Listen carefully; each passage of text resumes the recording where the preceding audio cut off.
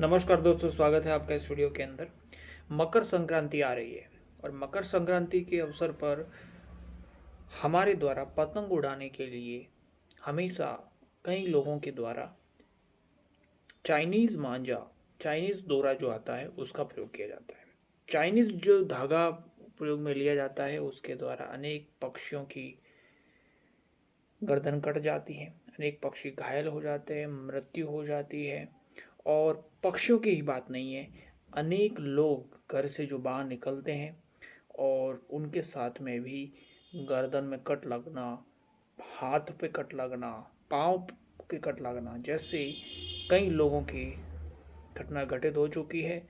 और उस वजह से अनेक लोग परमानेंटली उनका अंग डैमेज हो गया है या उनकी मृत्यु तक हो चुकी है।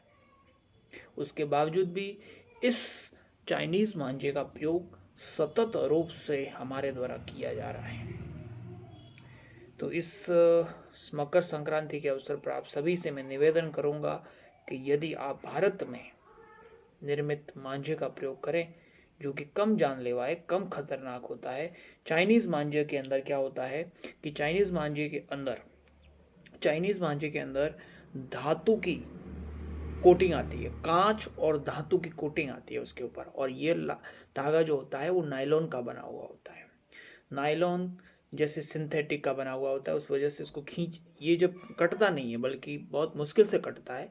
और उस वजह से पतंग ज़्यादा से ज़्यादा कोई दूसरों की पतंग काटना और अपनी पतंग नहीं कटे, कम से कम पतंग कटे, यही जो पतंग प्रतियोगिता होती है उसमें मेन तो यही होता है। लेकिन हमें ये कार्य तो करना ही है, लेकिन हमारी वजह से हमें ज़्यादा से ज़्यादा पतंग काटनी होगा। लेकिन अपन अपनी प्रतियोगिता में जीतने के लिए क्या हम किसी व्यक्ति की जान लेना पसंद करेंगे? क्या हम किसी पक्षी को बेमौत मारने का कारण बनेंगे? ये बहुत बड़ा प्रश्न है। उसके बावजूद भी हमारे द्वारा हर साल इसका प्रयोग किया जा रहा है। यहाँ तक कि मैं आपको बात करूँ, सरकार ने 2017 के अंदर नेशनल ग्रीन ट्रिब्यूनल के द्वारा एक कानून भी बनाया गया है जिसके तहत व्यक्ति को सजा हो सकती है यदि कोई व्यक्ति चाइनीज़ मांझे का प्रयोग करते हुए या चाइनीज़ मांझे को बेचते हुए पाया जाता है तो उसको सजा हो सकती है।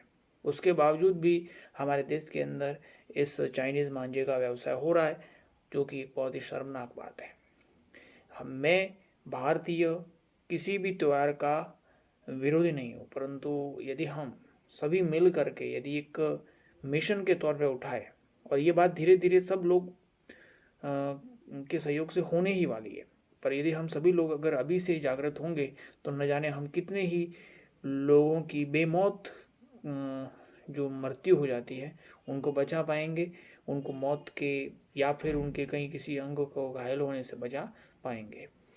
तो मैं आपसे आशा करता हूँ कि आप सभी जो है चाइनीज़ मांझे के बजाय अपने देश के अंदर निर्मित बरेली का मांझा या और भी कई सारे वैरायटीज़ आती है उनका प्रयोग करेंगे जो कि कम खतरनाक होते हैं।